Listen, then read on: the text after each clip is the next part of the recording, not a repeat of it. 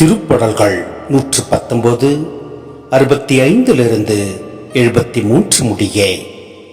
ஆண்டவரே, உமது வாக்குறுதிக்கேற்ப ஊழியனுக்கு நன்மையை செய்துள்ளீர்.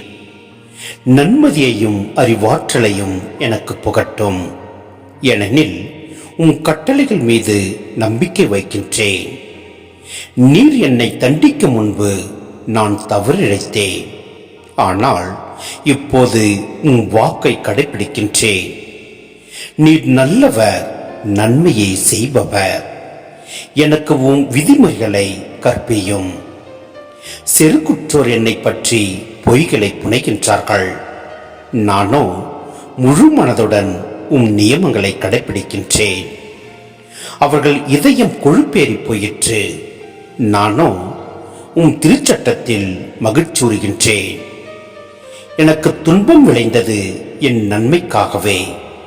அதனால் விதிமுறைகளை நான் கற்றுக்கொண்டேன்.